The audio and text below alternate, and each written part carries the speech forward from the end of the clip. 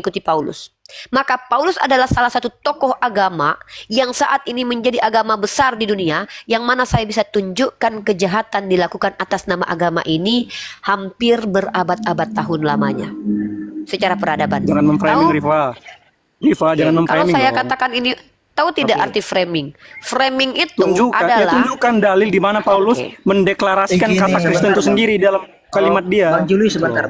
Kisah Para Apostolos 11 nomor 25 baca. Dulu. Nggak usah bertanya sama dia, otaknya setengah. Kan hadisnya udah bilang otaknya dulu setengah. ya. Saya Mana lebih bisa bagus punya dikatakan nggak punya otak daripada Kamu punya otak tapi mendeklarasikan menyembah sendiri. manusia.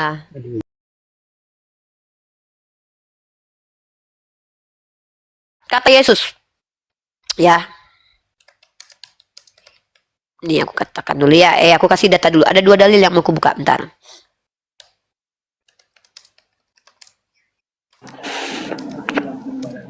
Dan iblis ini justru diikuti oleh mayoritas Kristen.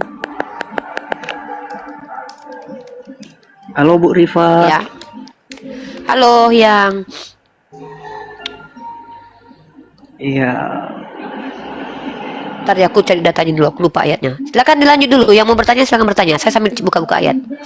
Oh, yang ada yang Kristen selain saya. Oh. Gak ada. Kalau Anda sendiri Anda bertanya aja, nggak usah menjelaskan. Ya, Oh, iya. bertanya aja sepuasnya. Atau Ibu masih mau menjelaskan atau saya sudah masuk diizinkan, Ibu? Ya, saya masuk ke dalam 2 tema ya. Yang tadi adalah siapa nabi palsu dalam Matius 23 nomor 15. Yang kedua adalah siapa iblis yang dimaksud oleh Yesus. Ada 2 nama yang ingin saya bongkar Bentar, Bu, hari ini. bentar. Maaf, saya catat kembali bentar, Bu. Siapa tadi? Yang pertama, Tunggu ya, Bu. siapa penyesat dalam Matius 23 nomor 15, sebutkan namanya. Yang kedua, siapa Matius iblis yang 23, dimaksud oleh Yesus? Nomor 15. Matius 23 nomor 15 dengan Dan siapakah iblis yang dimaksud oleh Yesus ketika dia berkata, bukankah 12 murid ini aku yang memilih dan salah satunya adalah iblis? Oke, itu dalilnya, Bu. Kalau boleh, ada nggak dalilnya? Ya, ini saya lagi buka. Matius 23 nomor 15 buka dulu. Oke, siap.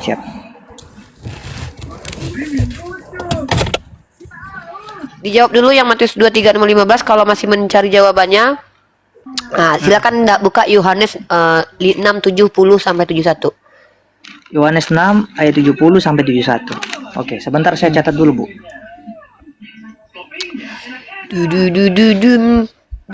Zeno nih nyapa nih dulu sini tamu nih. Lanjut.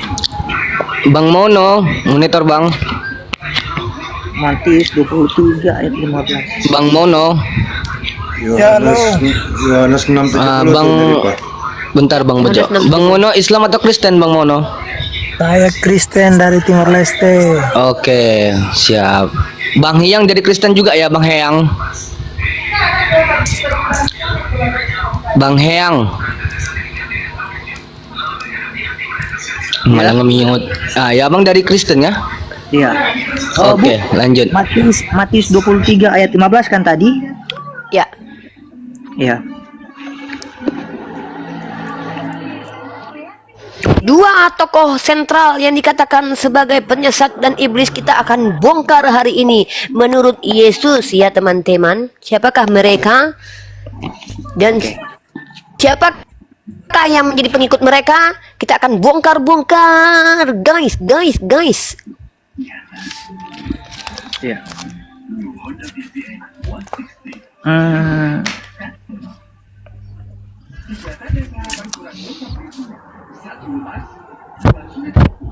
Sudah ada waktu untuk bicara, Bu? Saya Sudah ada. tahu gimana, Bu? Silakan, saya kasih waktu Anda. Butuh berapa menit? 2, 3, 5 menit, 2 jam, 5 jam, 2 jam, 10 jam, berapa jam? 2 hari, 3 hari? Oke. Ya nggak lama aja lah, Bu ya, saya bicara lah. Oke. Silakan, Nanti saya tunggu. sebentar. Iya. Oke. Tahu pertanyaannya apa, brother? Iya, dalam Matius 23 ayat 15 ini Ya. masih satu konteks Pertanyaannya dengan Yohanes. siapakah? Sebentar. Siapakah tokoh yang dimaksud Matius 23:15 dan siapakah tokoh yang dimaksud Matius 16:23? Matius 16:23. Yohanes pasal 6:70. Oke. Ya. Iya. Itu. Oke. Nah, saya mulai dulu yang pertama ya, Bu, dalam Matius 23 ayat 15 tadi. Nah, kalau misalnya kita melihat ya, saya bacalah ayatnya ya.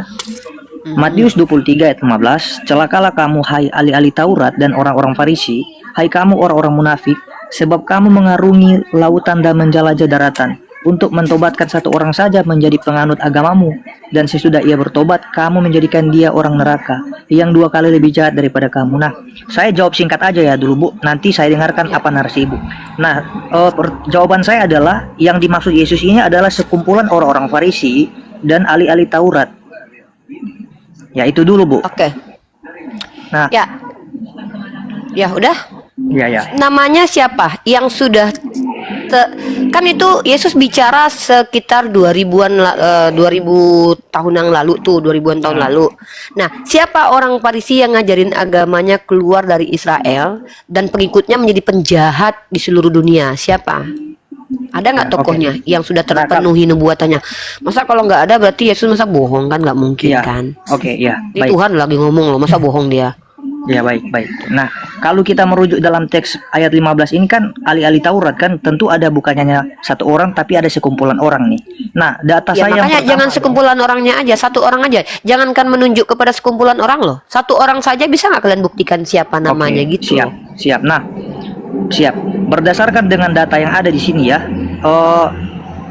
saya bisa tunjukkan ya orang-orang yang dimaksud sini juga ada berapa orang ya, Kayafas ya, Hanas juga ya, dan kemudian juga kalau misalnya kita melihat riwayat hidup dari Rasul Paulus itu tidak beda jauh Bu.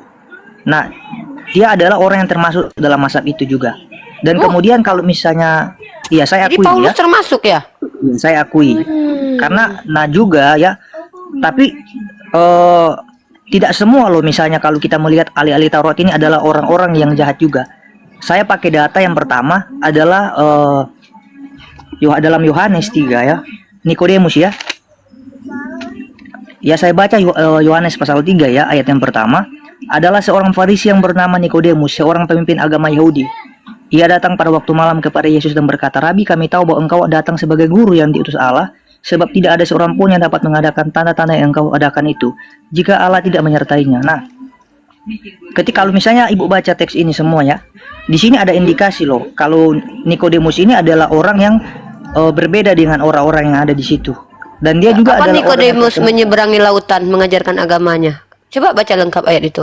Penyesat ini menyeberang lautan, mengajarkan agama yang bertentangan dengan agama Yesus, dan kemudian menjadikan pengikutnya menjadi orang-orang jahat di dunia. Coba tunjukkan kapan Nikodemus melakukan hal seperti itu.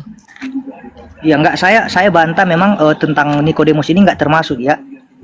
Oh, Dia enggak bukan. termasuk orang. Ya, ya, jangan bukan. dibawa-bawa lah, nama orang yang nggak ikut-ikut Ya. jangan dibawa lah. Ya. Saya enggak bawa itu ya. Ya. Yang diduga aja, yang Ya. diduga saja. Siapa tokoh? Kalau saya bisa sebutkan nama dan itu tidak terbantahkan. Saya bisa tunjukkan alasan saya menyampaikan bahwa tokoh inilah yang dimaksud oleh Yesus. Gitu. Oke, ya. Nah, yang seperti yang sudah saya katakan tadi ya, saya bisa katakanlah Bu begini, Paulus pun termasuk karena sesuai dengan pengakuan Paulus ya, dia itu sebelum menjadi murid Yesus ya atau pengikut Yesus, dia itu pernah mengatakan ya, dia pernah membunuh murid Yesus ya, pengena jemaat Kristen waktu itu. Jadi dengan demikian Paulus pun adalah orang yang termasuk dengan apa yang dikatakan dalam Matius 23 ayat 15 ini. Terus Nah. Anda mengakui kalau Paulus penyesat?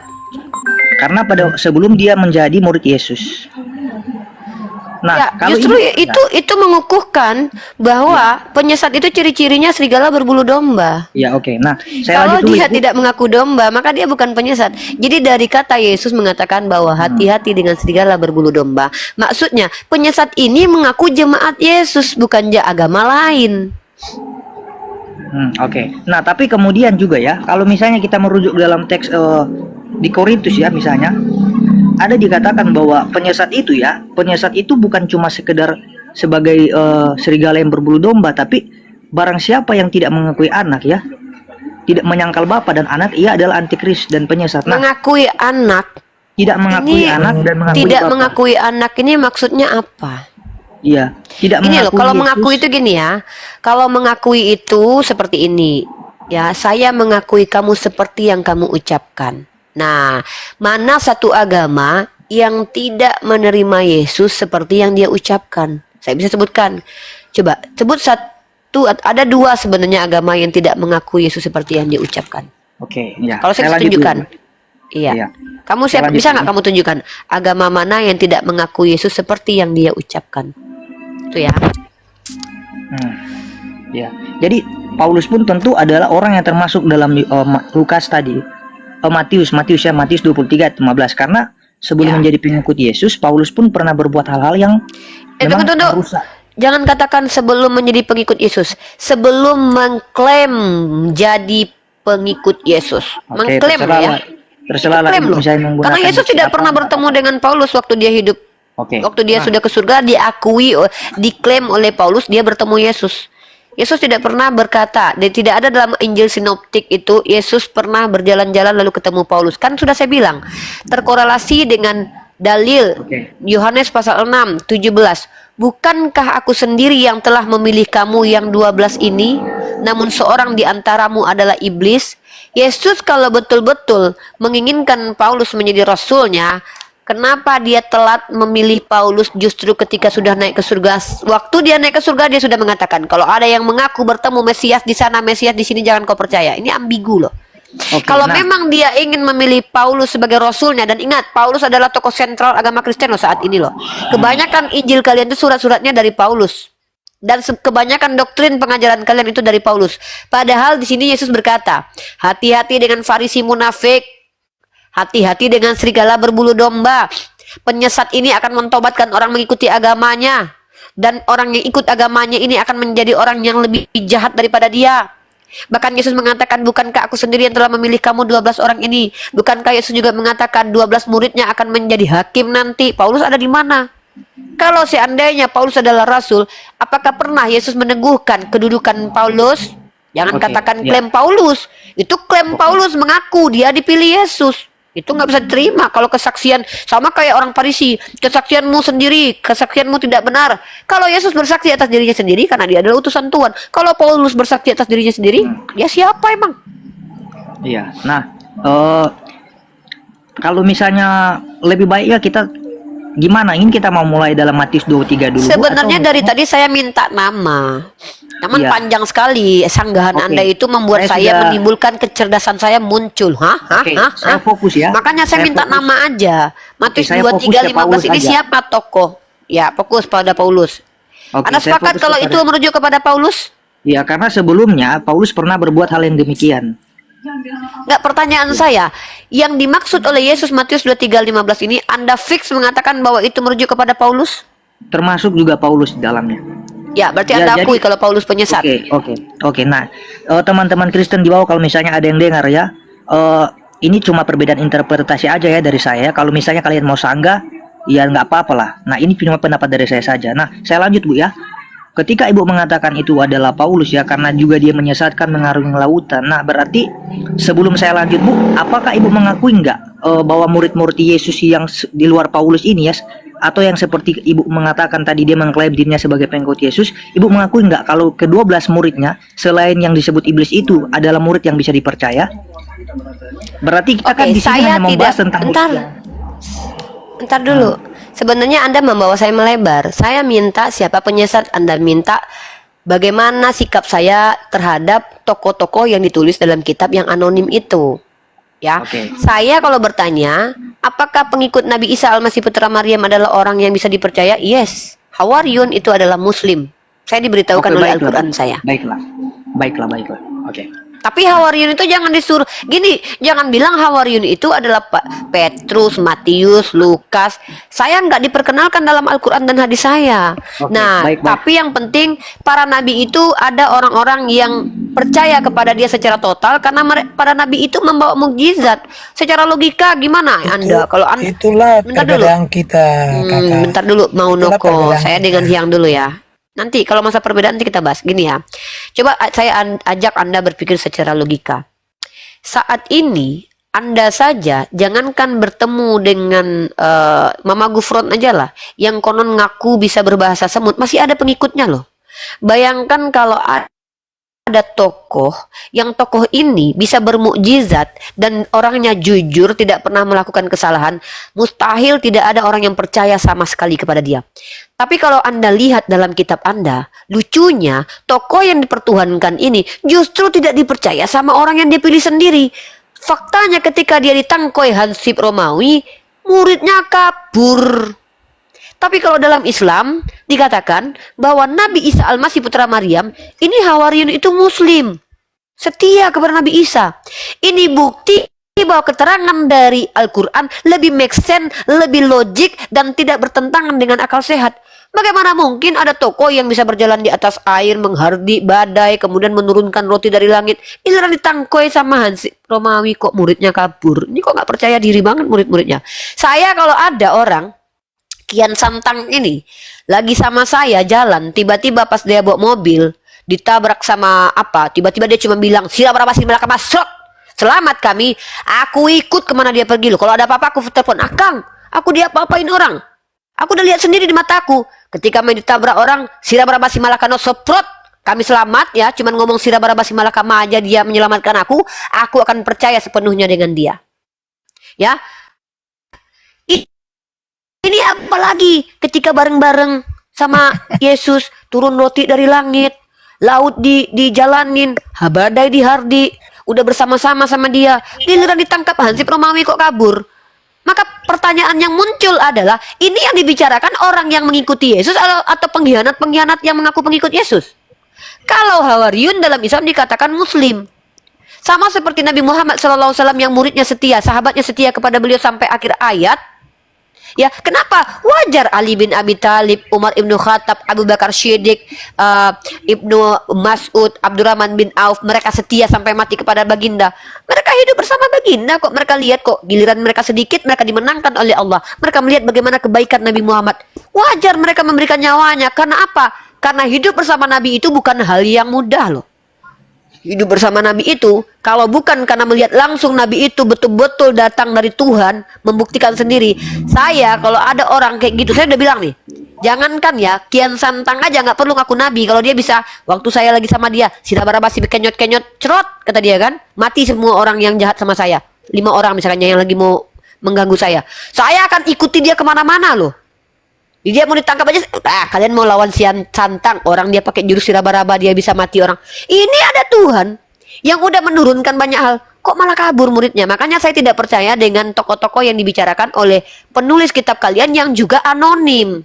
Nah, jadi itu secara logika. Jadi saya minta satu nama saja. Yang dimaksud oleh Yesus dalam Matius 23, nomor 15 ini merujuk kepada siapa? Karena kalau kalian tidak bisa menunjukkan nama tokoh tersebut, maka Yesus ini orang yang khilaf. Orang yang gagal karena tidak terbukti ada tokoh tersebut. Oke. Gitu loh. Paham nggak? Ya. Kamu paham nggak maksud Uni? Hiang. Oke. Iya. Mantap. Oke, nah sekarang Bu, kalau memang lah patokannya memberitakan Injil, menjelajahi lautan, ya, itu dikaitkan atau diindikasikan sebagai seorang penyesat. Seperti yang saya katakan itu Paulus ya. Nah, tapi unik juga lupa ya bahwa ternyata bukan cuma Paulus juga loh yang memberitakan Injil ke bangsa-bangsa lain. Ada juga ya Thomas ya, Bartolomeus, Matius dan lain sebagainya. Mereka ini orang-orang yang menjelajahi lautan loh Bu. Karena kalau misalnya kita melihat rute-rute perjalanan penginjilan dalam masa itu ya, itu menggunakan kapal ya. Kalau bukan jalan kaki. Marco Solo. Thomas membawa agama apa? Thomas membawa agama apa? Ia memberitakan Injil ya sampai ke India ya. Di sana saya ada tanya, loh, sejarah saya tentang... bicara tentang satu agama yang pengikutnya adalah banyak diisi sama orang-orang yang merusak peradaban. Coba, kenapa saya lebih merujuk kepada Paulus? Ini alasannya. Coba kamu buka kitabmu dalam Kisah Para Rasul pasal 11 25. Kisah 11 ayat 25. Kisah Apostolos 11 ayat 25. Oke, nanti sebentar saya akan kasih juga ya kepada Uni. 11 saya bacakan aja. Lalu pergilah Barnabas ke Tarsus untuk mencari Saulus. Dan setelah bertemu dengan dia, ia membawanya ke Antioquia. Mereka tinggal bersama-sama dengan jemaat itu 1 tahun lamanya, sambil mengajar banyak orang. Di Antioquia, murid-murid itu untuk pertama kalinya disebut Kristen. Jadi tidak bisa dipungkiri bahwa Kristen ini hadir bersama Paulus. Thomas tidak membawa agama Kristen. Kristen pertama kali disebut itu di Antioquia oleh pengikut-pengikut yang mengikuti Paulus. Maka Paulus adalah salah satu tokoh agama yang saat ini menjadi agama besar di dunia, yang mana saya bisa tunjukkan kejahatan dilakukan atas nama agama ini hampir berabad-abad tahun lamanya. secara peradaban. Jangan memframing, Tahu? Rifa. Rifa, jangan Kalau memframing. saya dong. katakan ini, tahu tidak arti framing? Framing itu Tunjukkan, adalah tunjukkan dalil di mana Paulus mendeklarasikan Begini, kata Kristen itu sendiri dalam kalimat dia. Bang Julius sebentar. Kisah Para Apostolos 11 nomor 25 tanggapi baca. dulu. Nggak usah bertanya Kalau sama saya dia, otaknya setengah. Kan hadisnya udah bilang mau tanggapi otaknya dulu ya. setengah. Saya Nah, lebih bisa bagus saya dikatakan mau nggak punya dulu. otak daripada Kamu punya otak tapi mendeklarasikan menyembah sendiri. manusia. Kalau Ya, saya dikatakan bantah nggak dulu punya ya, Uni, otak sama orang nggak berakal lebih baik, nggak apa-apa. Lanjut, Oke. yang ini bagus nih. Ya, saya bantah dulu yang dikatakan Uni tadi ya. Yang mana yang kalau memang dibantah, Uni, Dek? ya mengenai pernyataan bahwa ketika menjelajah lautan ini Paulus pun adalah orang yang termasuk dalam penyesat itu. Nah, kalau memang dikatakan seperti itu, Bu, nah, dan tidak berkorelasi dengan murid-murid Yesus yang lain ya, karena Paulus ini kan secara tidak langsung Uni sudah membuat Siapa perbedaan. bilang?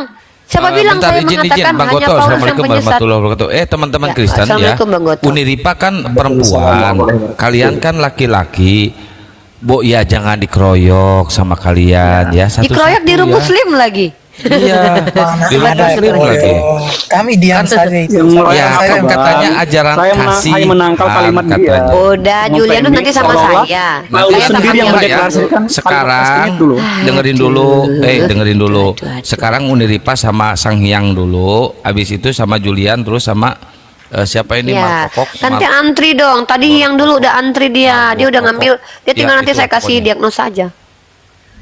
Ya, Iya, silakan, satu-satu Hyang. ya, satu-satu Pak. Saya akan bantah satu-satu, kemudian saya serahkan sama teman-teman Kristen lainnya ya. Nah, saya mulai awali dulu ya. Saya buktikan kalau ternyata Paulus ini ya, dia itu hanya masa lalunya yang buruk. Tapi ketika dia sudah menjadi pengikut Yesus, dia tidak seperti masa lalunya. Kenapa? Kalau saya pakai legitimasi ya, dari satu rasul misalnya, dalam 2 Petrus 3 ayat 15 sampai 16, dalam surat Paulus itu ya, Petrus menyebut Paulus itu sebagai orang yang menulis kitab suci juga ya, diakui loh. Nah, bahkan dalam Galatia 2 Yang ayat bilang siapa 29, Petrus ya? Petrus Ya. yang bilang kan? Mantap. Ini dia Ya. yang saya mau nih. Untung kamu Nah, mau jawab itu. Lanjut. dalam Korelasi Galatia kita 2, nanti. Galatia 2 ayat 7 sampai 9, Petrus dan Yakobus mengaku Paulus itu sebagai rasul bagi bangsa Iya. non-Yahudi juga. Betul. Nah, bayangkan itu ya. Kemudian juga ya, kalau misalnya ya kita merujuk dalam tradisi-tradisi Kristen ya. Nah, misalnya dalam Irenaeus nih ya, dalam bukunya dia mengatakan bahwa Paulus dan Petrus itu membangun gereja di Roma. Nah, ini adalah kedua rasul loh yang diakui. Nah, dalam Tertulian juga mengakui Petrus dan Paulus sebagai rasul kok. Kalau misalnya kita juga cek ya dalam buku Origenes atau Contra Caelum ya, mengakui Paulus dan Petrus sebagai rasul Paulus yang diakui oleh gereja loh pada zaman itu. Nah, bahkan juga ya, Paulus ini dia menjadi seorang penulis surat loh dalam Perjanjian Baru. Nah, ada 13 surat yang ditulis oleh Paulus. Nah, yang paling terakhir Bu, saya mau katakan ya, kalau memang ternyata ya Paulus ini adalah seorang penyesat, ya mengapa seorang penyesat bisa-bisanya bertahan dalam situasi yang tidak nyaman, yang tidak enak? Karena begini, ketika Paulus menjadi murid dari Gamaliel, dia menjalani kehidupan masa lalunya, dia mengatakan ya, dalam teman-teman sebayanya dia adalah orang yang terkemuka ya, dia penganiaya jemaat Kristen, dan dalam kehidupannya pada waktu itu, dia adalah orang yang terpandang juga loh. Nah, kalau misalnya kita melihat dalam kehidupan Paulus dalam 2 Korintus 11 ayat 23 sampai 33, ya di situ ada pengakuan Paulus sendiri loh. Dia mengalami penderitaan dan penganiayaan karena apa? Karena Kristus. Pengakuan sendiri ya. Kalau misalnya ya, nah itu ada Bu, saya bisa tunjukkan sama Ibu ya, bukan cuma sekedar Kalau klaim. pengakuan sendiri saya juga bisa ngaku-ngaku tersakiti karena menyebarkan agama Islam gitu. Iya. Kita Iya, ini tapi bicara saya- pakai paradigma universal Iya. loh. Udah Saya kalau pakai udah data. enggak saya mau poin. Kamu kasih saya 5 poin biar saya tanggapi. Saya mau kita ini diskusinya sistematik. Saya punya poin, kamu juga punya poin. Jangan bawa poin yang enggak ada enggak ada isinya sama sekali. Poinnya apa? Iya, poinnya adalah apa? Nah, kalau misalnya Bu, ya, kita akan mengatakan bahwa Paulus ini adalah penyesat, saya tambahkan dalilnya juga ya, saya tambahkan datanya. Nah, saya sebutkan karakteristik seorang rasul itu seperti apa rasul yang asli. Nah, ini kan kita bicara karakteristik juga ya tentunya. Itu Nah, materi lain karakteristik- tuh. Kalau bicara rasul itu karakternya asli beda. Kita lagi membahas siapa penyesat bukan rasul asli. Yang saya minta Iya. kepada Anda sebutkan dari tadi pertanyaan saya sangat simpel. Saya kan sudah Siapa akui, nama Bu. penyesat yang dimaksud Matius 23:15? Kalau Iya, Anda saya maksud sudah itu adalah akui. Paulus ya sudah. Kenapa Iya, Anda saya malah akui, menyanggah kan. argumen Anda sendiri? Iya, Kan lucu. Iya, enggak begini maksudnya Bu. Saya akui bahwa Paulus itu dalam kehidupannya dia pengennya jemaat. Saya akui loh kan dari tadi. Saya akui juga dia termasuk dalam orang Yang saya Farisi, tanya akui. itu siapa Nah, yang dimaksud di Matius iya. 23:15, Makanya- brother? Ya Allah ya Robbi. ya, Kok oke. begini banget Makanya sih, maksud maksudnya, saya ya adalah Allah. saya membantah bahwa ternyata Paulus ya tidak seterusnya menjalankan kehidupan yang dia katakan sebagai penganiaya jemaat Kristen. Nah, itu yang saya maksudkan kepada ibu. Makanya saya singgung atau saya sentil juga bahwa karakteristik Rasul itu juga seperti apa ya, yang dikatakan juga kepada Rasul Paulus. Nah, kalau kita merujuk dalam Galatia 1 ayat 16 ya, dia menerima wahyu dari Tuhan, Bu. Kemudian juga kalau misalnya ibu mengatakan dia itu adalah penyesat ya. Aduh, Nah, sekarang ya udahlah, kamu kan sudah membela Paulus. Yang saya tanya siapa yang dimaksud kalau begitu, kalau bukan Paulus? Karena saya bisa mengukuhkan hujah saya bahwa itu Iya. tetap merujuk kepada Paulus. Yang saya tanya siapa? ya, Kalau kamu nggak sepakat, makanya siapa? saya katakan dari awal saya akui itu Paulus, tetapi kemudian saya bantah itu tidaklah seterusnya, ya. Ibu paham nggak maksud saya? Jadi maksud dia Matius 23:15 ini siapa? Yang penyesat yang menyebarkan agamanya sendiri, Nah, yang menjadi tadi asbab kan- orang-orang yang tersesat ini Iya. jahat itu siapa? Tadi kan saya bilang sama ibu ingat nggak dari awal? Ibu ingat nggak? Saya Paulus menyebutkan atau ada bukan? Ini beberapa. jangan pelin-pelan dong. Ini Paulus atau Iya. bukan? Begini Paulus. Bu, saya menyebutkan ada beberapa orang Farisi selain Paulus, yaitu Hanas dan Siapa? Kayafas juga. Siapa? Hanas dan Coba Kayafas tunjukkan juga. bahwa Yohanes dan Kayafas mengikuti Hanas- Matius 23:15. Coba tunjukkan. Hanas dan Kayafas Kalau juga Paulus bisa adalah tunjukkan. orang. Hanas dan Kayafas Ya adalah Allah, orang yang kalau punya- Anda menuduh Yohanes dan Kayafas, tunjuk bukan kepada Yohanes, saya. Bu, bukan Yohanes, Ya bukan siapa? Yohanes. Tadi Yohanes sama Kayafas. Yaudah, Hanas dan tunjuk Kayafas. kepada saya bahwa Hanas dan Kayafas dalam kitab Anda tertulis bahwa dia memenuhi Matius 23:15. Sebagaimana saya mampu kita- menunjukkan itu Paulus. Iya, sesuai dengan kriteria atau ciri-ciri dari mereka ini loh. Mereka banyak menentang Nah, coba. Yesus loh pada waktu itu. Kapan mereka juga- menyebarkan agamanya keluar dari Israel? Si Hanas Bukan. sama Kayafas Coba, ini. Oke. Aduh. Nah sekarang apakah Ya, hanya sekedar berpatokan dalam penyebaran? Kita juga perhatikan berapa hal di sini. Kita baca nubuatan Matius 23 loh. Kalau lari dari Ya, kita kamu dengar perhatikan ya. juga. Matius Nah. 23 ini ciri-ciri penyesat itu kamu perhatikan Oke. loh. Satu, Oke, dia oke. adalah ahli Taurat Oke. dari sekte Farisi. Nah, apakah Hanas dan Kayafas ini sekte Farisi? Tunjukkan datanya. Yang kedua, dia orang yang mengarungi lautan, menjelajah daratan untuk mentaubatkan satu orang saja menjadi penganut agama dia. Apa Oke. agama yang dibawa oleh Hanas dan Kayafas? Kemudian, setelah orang itu bertobat, pengikut si penyesat ini menjadi orang yang lebih jahat daripada si penyesat ini. Nah, coba tunjukkan agama apa yang dibawa Hanas Kayafas yang menjadi merusak peradaban sampai menjadi asbab kegelapan karena agama ini di dunia. Tunjuk sejarah-sejarah. Kalau nggak bisa tunjukkan, biar saya yang tunjukkan, brother. Bukan, Bu.